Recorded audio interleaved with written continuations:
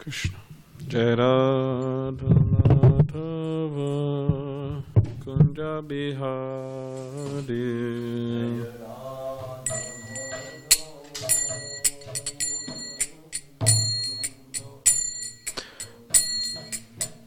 Jai Radha Madhava Kunja Bihari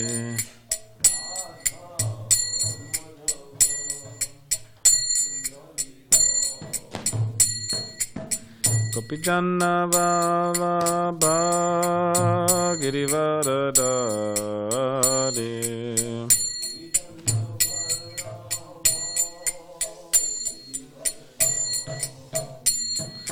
Gopijanna Vallabha Girivaradari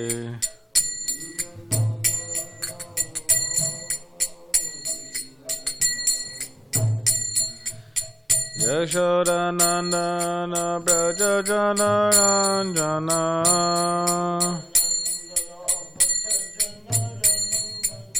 Yashodanandana Brajajana Ranjana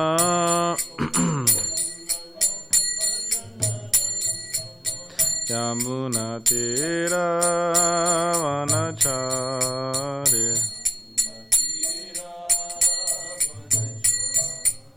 Yamuna Tira Vanachari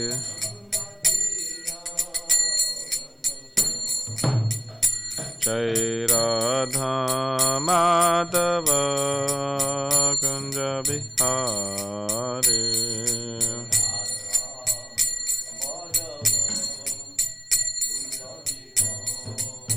Jai Radha Madhava Kunja Bihari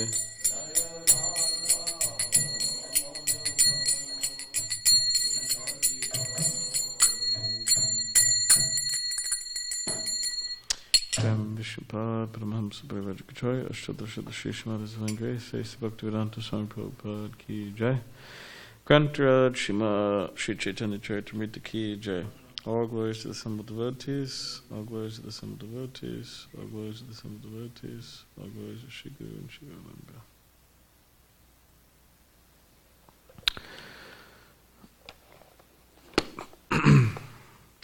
Jaya Jaya Shri Chaitanya Jaya Nityananda Jaya Dvaita Chandra Jaya Gaura Bhakta Vrinda Jaya Jaya Shri Chaitanya Jaya Nityananda Jaya Dvaita Chandra Jaya Gaura Bhakta Vrinda Jaya Jaya Shri Chaitanya Jaya Nityananda Jaya Dvaita Chandra Jaya Gaura Bhakta Vrinda Begins to Belinda Kananjana Shalakaya Chikshalam Litamena Tasmai Shri Guru Namaha Mukam Kadavachalam Pangam Langai Tegidim Yak Kipa Tamaham Vande Shri Guru Diditaranam Vanchakop Dribhishcha Kipa Sindhubevicha Paditanam Pavanebhyo Vaishnavebhyo Namaha Shri Krishna Chaitanya Prabhu Nityananda Shri Advaita Gadadhar Shivasati Gaura Bhaktivinoda Hare Krishna Krishna Krishna Hare Hare Hare Rama Rama Rama Hare Hare. So, continuing, reading of Sri Chaitanya Charitamrita, Madhya Leela, chapter 13. We're on text 168, and the chapter is entitled The Lord's Dancing at Rath Yatra. 168.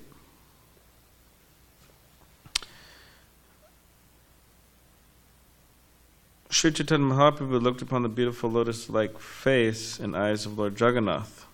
Lord Jagannath was garlanded, dressed with nice garments, and adorned with beautiful ornaments. His face was glittering from the rays of sunshine, and the entire atmosphere was fragrant. An ocean of transcendental bliss expanded in the heart of Lord Chaitanya, and symptoms of madness immediately intensified like a hurricane. The madness of transcendental bliss created waves of various emotions. The emotions appeared like opposing soldiers staging a fight.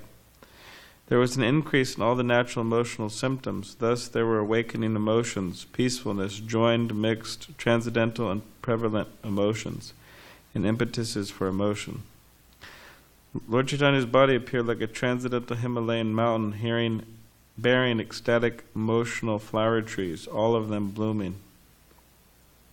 The sight of all these symptoms attracted everyone's mind and consciousness. Indeed, the Lord sprinkled everyone's mind with the nectar of transcendental love of Godhead. He sprinkled the minds of the servants of Lord Jagannath, the government officers, the pilgrim visitors, the general populace, and all the residents of Jagannath Puri. Upon seeing the dancing and ecstatic love of Lord Chaitanya, everyone became astonished. In their hearts they became infatuated with the love of Krishna. Everyone danced and chanted in ecstatic love, and a great noise resounded. Everyone was overwhelmed with transcendental bliss just to see the dancing of Lord Chaitanya. Apart from the others, even Lord Jagannath and Lord Balarama, with great happiness, began to move very slowly upon seeing the dancing of Sri Chaitanya Mahaprabhu. Lord Jagannath and Lord Balarama sometimes stopped the car and happily observed Lord Chaitanya's dancing. Anyone who was able to see them stop and watch the dancing bore witness to their pastimes. When Lord Sri Chaitanya Mahaprabhu was dancing and wandering in this way, he fell down in front of Maharaj Prataparudra. Maharaj Prataparudra picked the Lord up with great respect, but upon seeing the king, Lord Chaitanya Mahaprabhu came to his external senses. After seeing the king, Sri Chaitanya Mahaprabhu condemned himself, saying, "Oh, how pitiful it is that I have touched a person who is interested in mundane affairs." Not even Lord Nityananda Prabhu, Kashishvara, or Govinda took care of Lord Chaitanya when he fell down. Nityananda was in great ecstasy, and Kashishvara and Govinda were elsewhere. Sri Chaitanya Mahaprabhu had already been satisfied by the king's behavior, for the king had accepted the service of a sweeper for Lord Jagannath. Therefore, Lord Chaitanya Mahaprabhu actually desired to see the king. However, just to warn his personal associates, the Supreme Personality of Godhead, Sri Chaitanya Mahaprabhu externally expressed feelings of anger.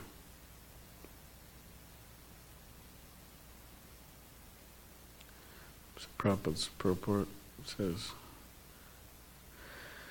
when Maharaj Prataparudra asked to see the Lord, Sri Chaitanya Mahaprabhu immediately refused, saying, "Niskinchanasya bhagavad bhajano mukasya param padam jigmishur bhava sagarasya sandarshanam vishayinam ata yoshitam cha ha hanta hanta vishabhakshanto pi sadhu."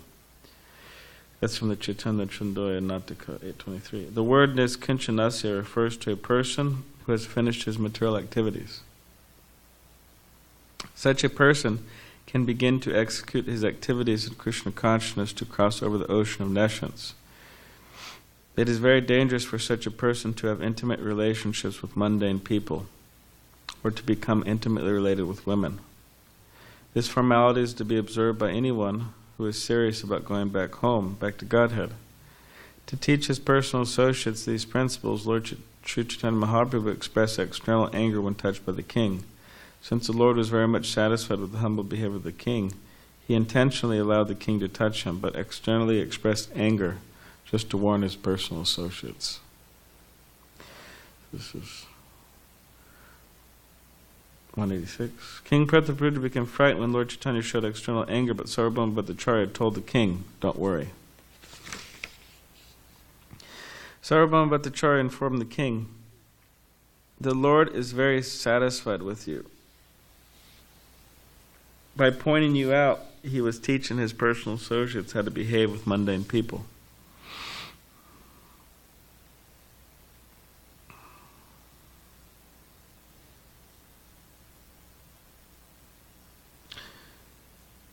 And then the purport. Although outwardly the king was a mundane man interested in money and women, internally he was purified by devotional activities. He showed this by engaging as a street sweeper to please Lord Jagannath. A person may appear to be a pounds and shillings man interested in money and women, but if he is actually very meek and humble and surrendered to the Supreme Personality of Godhead, he is not mundane. Such a judgment can be made only by Sri Chaitanya Mahaprabhu and his very confidential devotees. As a general principle, however, no devotee should intimately mix with mundane people interested in money and women. So this is 188. Sarvabhauma Bhattacharya continued, I shall submit your petition when there is an opportune moment. It will then be easy for you to come and meet the Lord. After circumambulating Jagannath, Lord Chaitanya went behind the car and began pushing it with his head. As soon as he pushed, the car immediately started to move, making a rattling noise. The people all around began to chant the holy name of the Lord. Hari, Hari. As the car began to move, Sri Chaitanya Mahaprabhu took his personal associates in front of the cars occupied by Lord Balarama and Subhadra, the goddess of fortune. Greatly inspired, he then began to dance in front of them. After finishing the dance before Lord Baladev and Subhadra, Sri Chaitanya Mahaprabhu came before Lord Jagannath's car. Upon seeing Lord Jagannath, he began to dance again. When they reached the place called Balagandi, Lord Jagannath stopped his car and began to look left and right.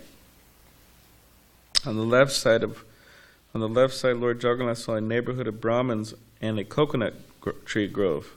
On the right side, he saw nice flower garlands resembling those in the holy place Vrindavan. Sri Chaitanya Mahaprabhu and his devotees were dancing in front of the car, and Lord Jagannath, having stopped the car, watched the dancing. It was customary that food be offered to the Lord at Viprasasan. Indeed, innumerable dishes of food were offered, and Lord Jagannath tasted each one of them. All kinds of devotees of Lord Jagannath, from neophytes to the most advanced, offered their best cooked food to the Lord. These devotees included the king, his queens, his ministers, and friends, and all other big and small residents of Jagannath Puri. All the visitors who had come from different countries to Jagannath Puri, as well as the local devotees, offered their personally cooked food to the Lord.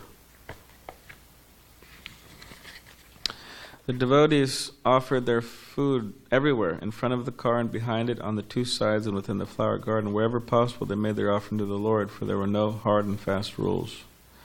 While the food was being offered, a large crowd of people gathered. At that time, Sri Chaitanya Mahaprabhu stopped his dancing and went to a nearby garden.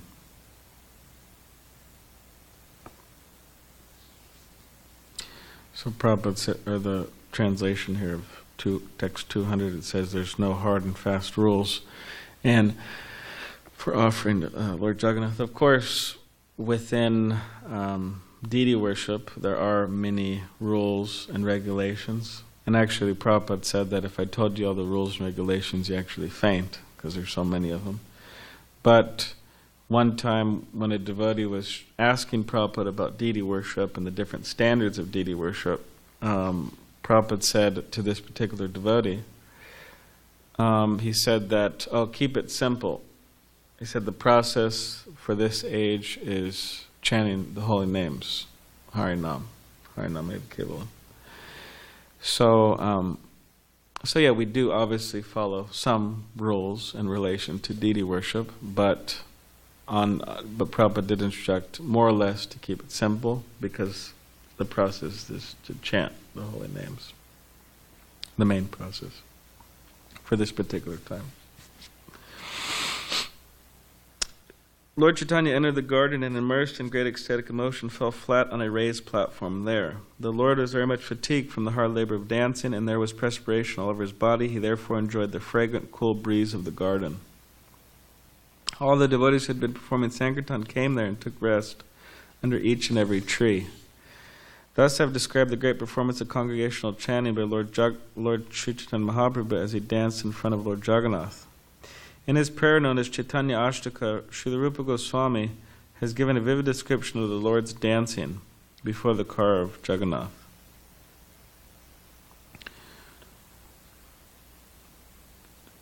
So, 207. Sri Chaitanya Mahaprabhu danced down the main road in great ecstasy before Lord Jagannath, the master of Nilachala, who was sitting on his car. Overwhelmed by the transcendental bliss of dancing and surrounded by Vaishnavas who sang the holy names, he manifested waves of ecstatic love of Godhead. When will Sri Chaitanya Mahaprabhu again be visible to my vision? Anyone who hears this description of the car festival will attain Sri Chaitanya Mahaprabhu. He will also attain the elevated state by which he will have firm conviction in devotional service and love of Godhead. Praying at the lotus feet of Srila Rupa Goswami, or Sri Rupa and Sri Raghunath always design their mercy, I, Krishna Das, narrate Sri Chaitanya Charitamrita, follow in their footsteps. Alright, so we'll start chapter 14. Performance of Vrindavan pastimes. So this is the chapter summary. Dressing himself as a Vaishnav, Maharaj Prataparudra entered the garden at Balagandi alone and began reciting verses from Srimad Bhagavatam. He then took the opportunity to massage the lotus feet of Sri Chaitanya Mahaprabhu. The Lord, in his ecstatic love for Krishna, immediately embraced the king and thus bestowed mercy upon him. When there was an offering of prasadam in the garden, Lord Chaitanya also partook of it. After this, when Lord Jagannath's Rath car stopped moving, King Prataparudra called for many elephants to pull it, but they were unsuccessful. Seeing this, Lord Chaitanya began to push the car from behind with his head, and the car began moving. Then the devotees began pulling the car with ropes. Near the Gundicha temple is a place known as Aitota. This place was fixed up for Lord Chaitanya to rest in. When Lord Jagannath was seated at Sundarachala, Sri Chaitanya Mahaprabhu saw it as Vrindavan. He performed sporting pastimes in the water of the lake known as Indrayumna.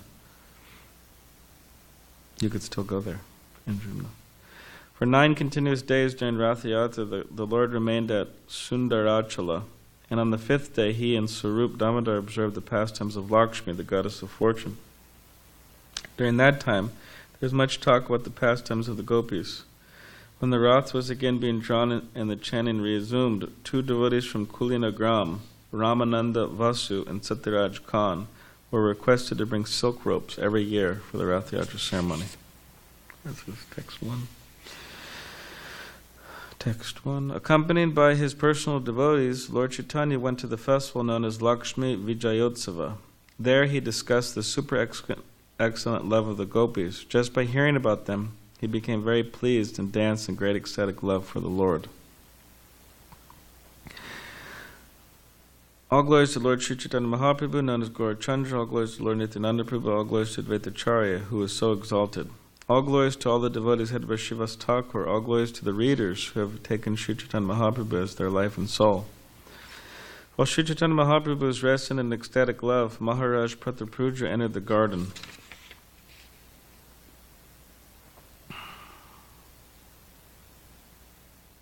Following Sarvabhauma Bhattacharya's instructions, the king had given up his royal dress. He now entered the garden in the dress of a Vaishnava.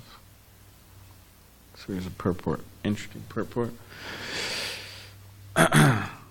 Sometimes members of the International Society for Krishna Consciousness, especially in the Western countries, find it difficult to approach people to distribute books because people are unfamiliar with the traditional saffron robes of the devotees.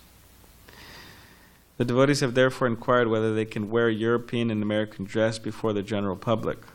From the instructions given to King Prataparudra by Sarvabhauma Bhattacharya, we can understand that we may change our dress in a way to facilitate our service. When our members change their dress to meet the public or to introduce our books, they are not breaking the devotional principles. The real principle is to spread the Krishna consciousness movement, and if one has to change into regular Western dress for this purpose, there should be no objection. So yeah, this is Prabhupada. They asked Prabhupada, "Oh, can we wear Western dress when we go out and we distribute books?" And Prabhupada took this as King Prataparudra was going to see Chaitanya Mahaprabhu. He took this and said, "Yes, you can. For preaching, you could do that." But if one could also do in saffron robes, then, or whatever robes, then that's also accepted. It just, Prabhupada said, it depends on what will help the preaching, what will help distribute books. There was one brahmachari here, and they would all go out on book distribution, and then there was another brahmachari who was kind of like the leader here in SanDiego, one of them, and he used to tell the brahmacharis when they get back from Sankirtan, he'd say, you have to take off your Western dress, and you have to shower, and you have to immediately put on your dhoti and your kurta and everything. So one day this devotee was sitting out here, and he told him a few times. One day this book distributor was sitting out here in this pants and shirt, having prasadam after he got back. He didn't bathe, he didn't do any of that. He just got back and got some prasadam and was sitting there. And then this brahmachari, senior brahmachari, went up and he told him, he said, "Oh, I told you, to do that." And he said, "If you're not going to do it, just don't bother coming back." He said, "Just stay out on, don't come back to the temple." It was kind of heavy, he's kind of strict and heavy with him, but maybe he got the point after that. So yeah, it is good. If needed, then one could do that, but in general, devotees should actually learn. I mean, of course, there's all this,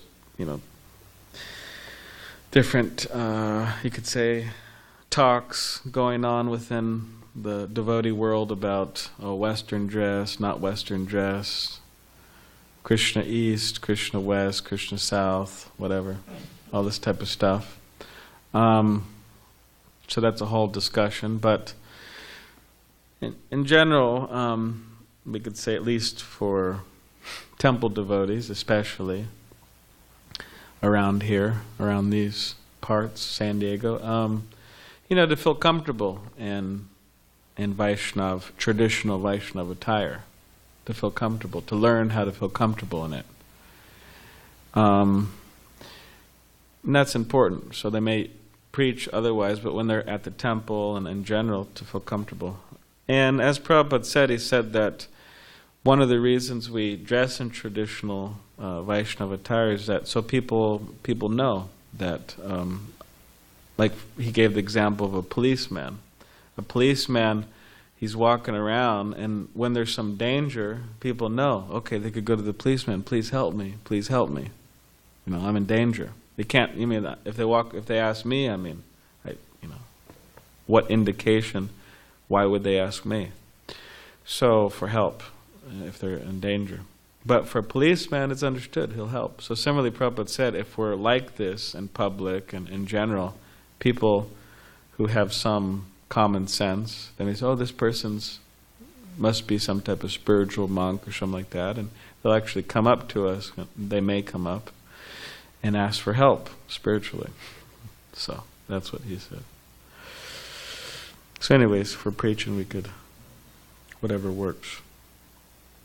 For book distribution, Prabhupada said. So yes. So it became like this. He was himself quite criticizing the other godbrothers who came before him. Yes. And tried to adopt Western style to preach. Yeah. The result was some things the Prabhupada himself always came with Yochi and naming Yeah, that's true. example, direct example from Prabhupada, they took this to Yeah, that's true. I remember when the first time we were distributing books, years 74, 75, 76, we were all in English. Yeah. Imagine that the dress again in Western, we were in Turkey, in band, and we were doing villages, distributing. Perfect, monk, little monk. People were respecting us. Yeah. Then some changes happened when they dress and they distribute this and that. Actually, that's not the best thing. Many people think that if we are continuing this way, it will be better. Yeah. Yeah. It's a big discussion. Yeah. I experienced this all the time, and then I experienced the other time when some big American leader came to France and changed the mood, get dressed in France and distribute stupid horses in the street. Watches? Horses, flowers, Mm. to get trained to get money. Yeah. Money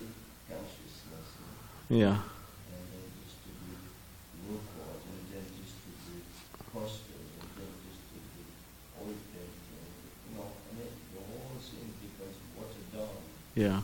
in this way. Instead of keeping the real book, only book distribution in order to help people, because Sankirtan means you want to help people to get out of ignorance. Yeah. But if you distribute something else, it is like business, it is like karma, it is no Sankirtan at all.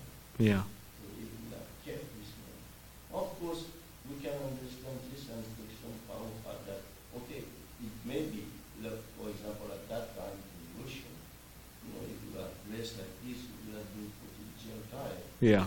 So in this way, okay, it may be possible. But in countries where people are more broad-minded, like Yeah. Europe, we should have never compromise actually, and the movement will be really stronger. Mm-hmm.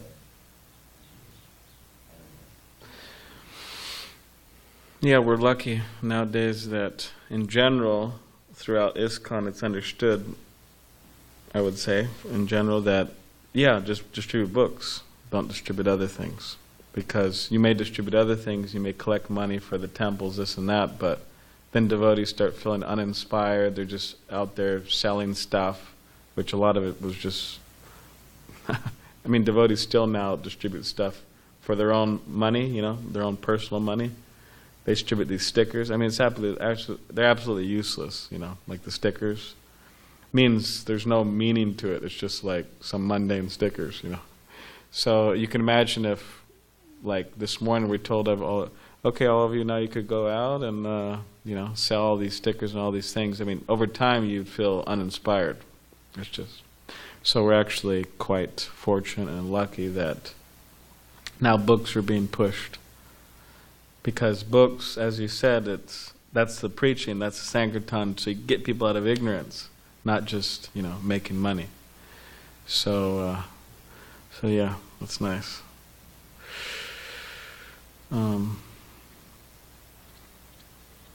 That's where you're from? You're from France? Okay. It was really like monk, It was really like monk. Arriving in small villages, get out of the van, and like this, all. And people respected you as a monk? Yeah. Yeah, because in Europe they have all these, right, Catholic or whatever monks, Christian monks, so it's kind of understood, isn't it? And there was no problem at all. It was not taxed as sect or something. It came afterwards. Because it was distributing this guy and then selling things for unpurposely, saying false things that it is for children in India, something like that. And the people came to know what they are falsely, taking money. Yeah. Yeah.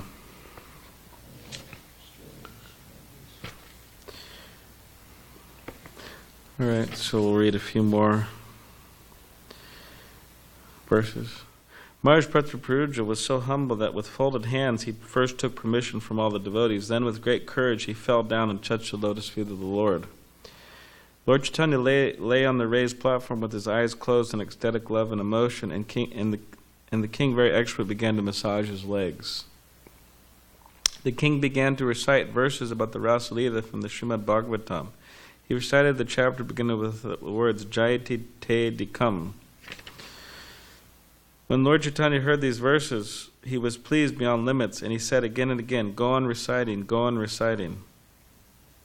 As soon as the king recited the verse beginning with the words Tavakatamritam, the Lord arose in ecstatic love and embraced him.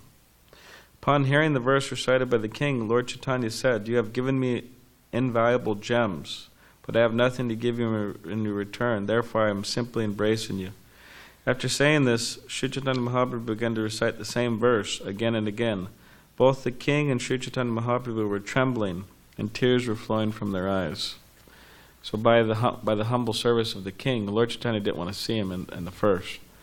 But by his humble service, he agreed, in essence, to see the king. The king was massaging Lord Chaitanya's legs and chanting these verses from the Srimad Bhagavatam. And then Mahaprabhu embraced him, and they're chanting this verse together, crying. Tavakatam ritam tapta jivanam kavabir editam kalmashapaham shavana mangalam shriman atatam bhuvi granantiye bodhidajana. So it says, my Lord, this is from the Bhagavatam 10:31-9. My Lord, the nectar of your words and the descriptions of your activities are the life and soul of those who are always aggrieved in this material world. These narrations are transmitted by exalted personalities, and they eradicate all sinful reactions. Whoever hears these narrations attains all good fortune. These narrations are broadcast all over the world and are filled with spiritual power. Those who spread the message of Godhead are certainly the most munificent welfare workers. After reciting this verse, Lord Chaitanya immediately embraced the king and cried, You are the most magnificent. You are the most magnificent. At this point, Lord Chaitanya did not know who the king was. Lord Chaitanya's mercy was aroused because of the king's previous service. Therefore, without even asking who he was, the Lord immediately bestowed his mercy upon him. How powerful is the mercy of Lord Chaitanya! Without even inquiring about the king, the Lord made everything successful. Finally, Lord Chaitanya said, Who are you? You have done so much for me. All of a sudden you have come here and made me drink the nectar of the pastimes of Lord Krishna. The king replied, My Lord, I am the most obedient servant of your servants. It is my ambition that you will accept me as the servant of your servants. At that time, Lord Chaitanya displayed some of his divine opulences to the king, and he forbade him to disclose this to anyone. Although within his heart Chaitanya Mahaprabhu knew everything that was happening, externally did not disclose it, nor did he disclose that he knew he was talking with King Prataparudra. Seeing the Lord's special mercy upon King Prataparudra, the devotees praised the king's good fortune, and their minds became open and blissful.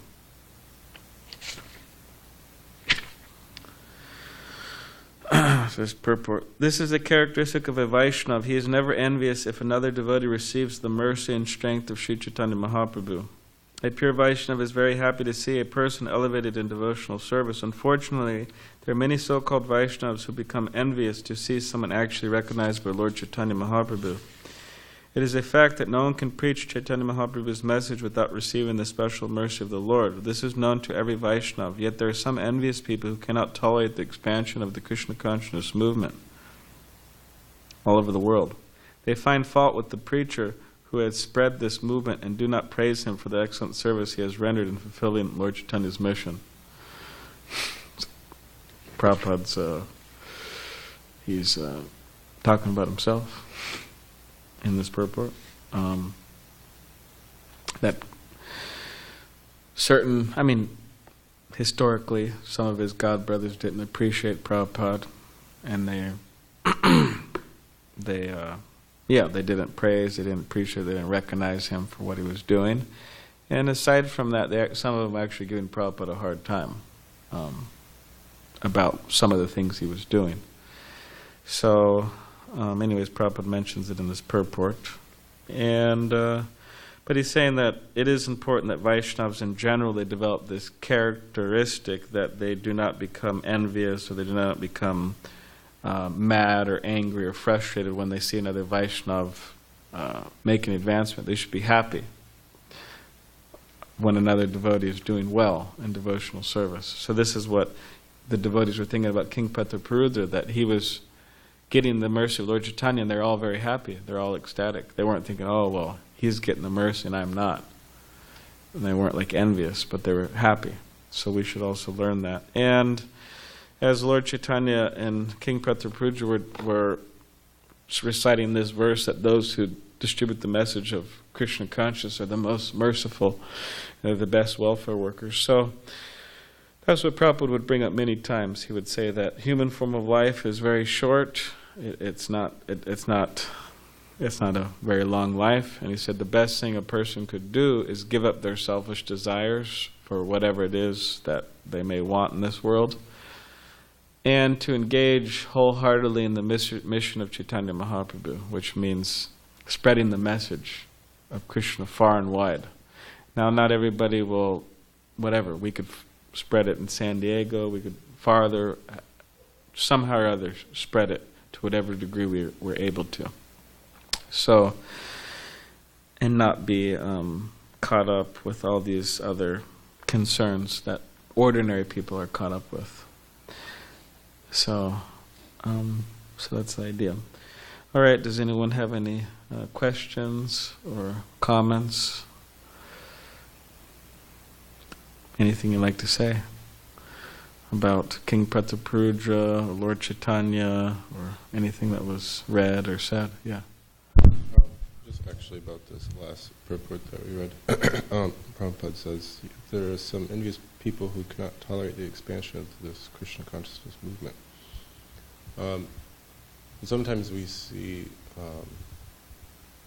there are some people that start certain programs that may not be fully agreed with upon the majority of devotees. Like you've got this idea from this devotee, and you've got these devotees, and certain you've got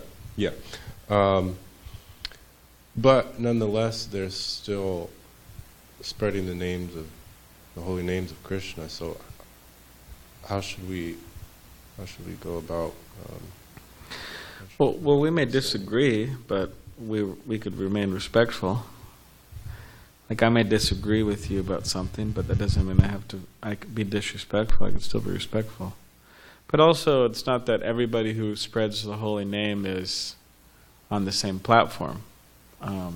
Like, there's many Mayavadi kirtan leaders who don't really believe in Krishna, or what to speak of love him, who spread the holy name probably more than some devotees do nowadays. But that doesn't mean they're more dear to Krishna. They're just materially good musicians, and people are attracted. So it doesn't mean that they're like in a superior position. That's what I'm saying. They're actually not. They're in a far inferior position than the pujari here offering ghee lamp to Krishna, if he's a devotee pujari. So it's not that automatically anyone who spreads the holy name, it's like, oh, well, they're spreading the holy name. Well, not necessarily. It may not even, depends on their attitude and character and all that. But if you're talking about devotees who are actually devotees, following the principles and serious, and they believe in Krishna, and not just believe in Krishna, they're surrendering to Krishna, then there may be different groups who disagree about certain things. Maybe preaching tactics, or maybe slight philosophical differences they don't agree on. But they could still respect each other. They shouldn't become hostile towards each other. They shouldn't become offenders towards each other. Because after all, if they're Vaishnavas, why should they be offensive towards each other? I mean, and what I mean by that is that you don't want to offend Vaishnavas. So you may disagree with them, but you don't want to offend them. So that's the challenge, you could say. Because within ISKCON, within the Vaishnava world, the broader Vaishnava world, or ISKCON, and there's so many devotees. And so many devotees mean so many different ideas. I mean, we agree with the basic tenets of the philosophy. Okay, there's a soul, we're the soul, and there's Krishna, and these different principles. But again, preaching tactics, slight philosophical differences, maybe there's some disagreements on. Conservative, liberal, more modern or postmodern type of way of Krishna consciousness, and more traditional way. So there's all these clashes. So I mentioned this some time ago in the class. So therefore Prabhupada said we have to have a common activity. And he said kirtan. So, and I was just reading last night that he was talking about GBC. GBC's in the governing body commissioners meeting, and they meet every year and they talk. So they're doing that when Prabhupada was here too. So Prabhupada asked them, one of them, he said, so was there any fighting? He actually asked Sridananda Goswami, is there any fighting? And then Sridananda Goswami said, He said, no, but there was some disagreements about certain things, but we were all trying to, work it out. And and then he said, okay, but there shouldn't be any real fighting. He said it should all be mock fighting. That's what Prabhupada said. So it means they're trying to come to a conclusion, but they don't get way too personal, where it's like and then Prabhupada said about the GVC meetings, he said, therefore a vote.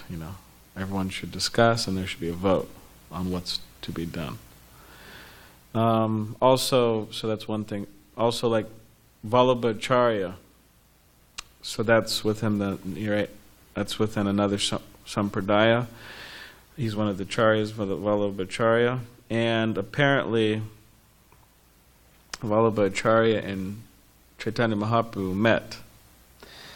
And Vallabhacharya, interesting enough, he was a little critical towards Sridhar Swami, who is one of the original commentators on the Srimad Bhagavatam, to Lord Chaitanya. And he was practically saying, it's in the Chaitanya Charitamrita, Vallabhacharya was saying that my explanations and my conclusion are actually superior to Sridhar Swami's, which Lord Chaitanya is in the line of Sridhar Swami. So Lord Chaitanya became angry and upset, and he actually told Vallabhacharya that, one who cannot recognize the Swami, because another definition of the word Swami is husband, who cannot recognize the Swami is a prostitute. So one cannot recognize a husband as a prostitute. So he was calling Vallabhacharya that, Now, some of the followers of Vallabhacharya, they don't like that, because, Chaitanya Mahaprabhu's, could say, acting a little harsh towards Vallabhacharya. But Prabhupada mentions this within the Chaitanya Charitamrita, and he says that, in essence, they were friends, Vallabhacharya and Lord Chaitanya, but on philosophical point, they were arguing. But in personal dealings, they're actually friends. So anyways, there's a whole history, but this account of Vallabhacharya and Chaitanya Mahaprabhu was printed in a Bhakti Godhead by one of Prabhupada's disciples in the early days. And Sumati Morarji, who is the woman who gave Prabhupada the passage to America, she was a follower of Vallabhacharya. So she saw this and she became offended. So she wrote Prabhupada, and anyways, Prabhupada said so many things, but he said, just as you're being offended by us publishing something against Vallabhacharya from one angle of vision, so similarly we're being offended, Chaitanya Mahaprabhu was offended by Vallabhacharya criticizing Sridhar Swami. That's the same thing. So anyways, in this particular case, there was a few big leaders within the Vallabhacharya line, and they actually started heavily criticizing Prabhupada and ISKCON, heavily, saying that so many different things. So this is all in India, and they had their temples and everything. And interesting enough is shortly after that, all of the 3 temples in 3 different locations within India, all of these 3 leaders of the Vallabhacharya Sampradaya group, all of them, there was some big scandal. The police came to the temple. They found all types of jewels and money and this and that hiding that they were stealing, and they found love letters. And they actually found out that these 3 different temples in 3 different cities, and the leaders, they're actually having affairs or some type of scandalous association with the women of their congregations. So this all came after they criticized Prabhupada and ISKCON.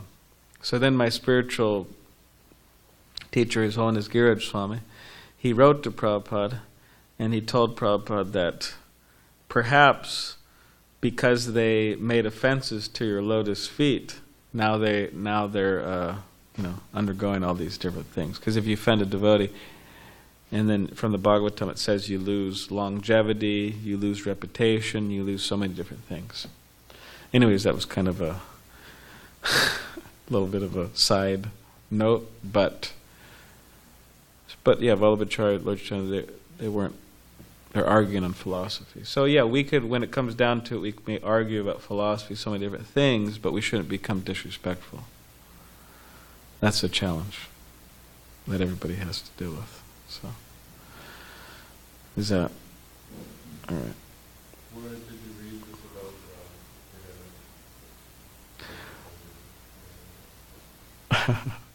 about? It's some book that one devotee is in the process of writing, you could say, but yeah. So, does anyone have any other questions or comments? No. All right. Grantaraj Shri Chaitanya Charitamrita ki jai, Srila Prabhupada ki jai.